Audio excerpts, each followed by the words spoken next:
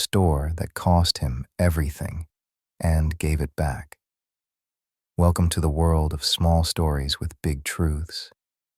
This is the story of a man who believed that working harder would eventually make him happy, and what he discovered when success arrived, but peace did not. Michael believed in a simple equation: work hard, make money, happiness will follow.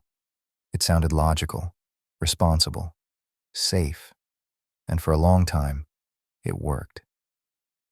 Michael grew up watching his parents count expenses at the kitchen table. The house was filled with love, but also with quiet worry. Money was never discussed loudly, but it was always present, sitting silently between conversations. So Michael promised himself something simple. One day, he would earn enough that money would never be the problem again. After college, while his friends chased office jobs and steady paychecks, Michael followed a different instinct. He loved sports, not professionally, not obsessively, but enough to understand the feel of the good equipment and the excitement before a game. It made sense to him. He opened a small sporting goods store on a narrow street downtown. The sign was basic. The shelves didn't match. The register was older than he was, but the dream was clear. Michael worked like someone chasing something just out of reach. He opened before sunrise and locked up long after the street emptied. He lifted boxes, fixed shelves, negotiated prices, answered emails, and learned every lesson the hard way. There were days when the store stayed empty and nights when sleep refused to come. Slowly, things began to change. Customers returned. Local teams placed orders. Word spread. Michael opened a second location, then a third. People started calling him a success story. They admired his discipline, his persistence, his growth, and from the outside, they were right. The numbers looked good. The business was stable. The fear of money was gone. But somewhere along the way, something else quietly disappeared. Michael stopped playing sports himself. He stopped attending games. He stopped calling old friends because there was always something urgent waiting. Dinners became rushed. Conversations became short. Even moments of rest felt borrowed from the business. He told himself this was temporary.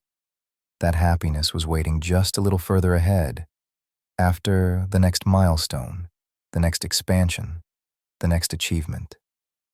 Until one night, long after closing, Michael sat alone in his office.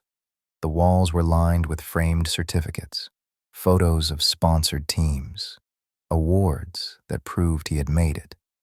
And yet, the room felt hollow, not peaceful, not proud, just empty. He realized he couldn't remember the last time he laughed without checking his phone, or the last conversation that wasn't about growth, margins, or logistics. His success had filled his life, but it hadn't fulfilled it. That night, a question surfaced that he could no longer ignore. Was this journey worth it? The answer surprised him. Yes. The journey mattered. The effort mattered. The work mattered. But the destination he had imagined was flawed. Michael had defined success very clearly. He had never defined fulfillment. Money had arrived exactly as promised. Peace had not. Around that time, Michael received an email from a local community center. They were running a youth sports program and needed equipment donations. Normally, he would have forwarded it to someone else. Instead, he remembered being a kid with worn-out shoes, hoping no one would notice. So he donated. It wasn't dramatic, no applause, no announcement. But something shifted. He began visiting the center occasionally. He met teenagers trying to stay out of trouble, parents juggling jobs and hope, people who weren't impressed by his stores, only grateful that he showed up. Michael started mentoring young entrepreneurs who reminded him of himself, driven, tired, convinced that money would fix everything. He didn't discourage their ambition. He simply asked questions he wished someone had asked him earlier. What kind of life are you building alongside your success? Who will you share it with when you get there? Slowly, his world expanded again, not through more stores, through deeper connections. He still worked hard. He still ran his business, but his time had shape now. His success had direction. His money had meaning.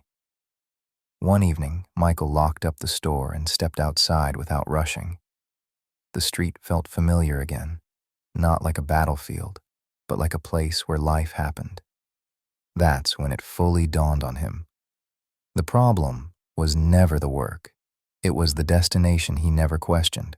Success without meaning feels empty. Money without connection feels heavy. But when purpose enters the picture, life begins to feel rich, in ways no balance sheet can measure. Michael still believed in hard work. He just believed in something else now too, that a truly rich life isn't measured only by what we earn, but by how present we are while earning it and how much good our success leaves behind.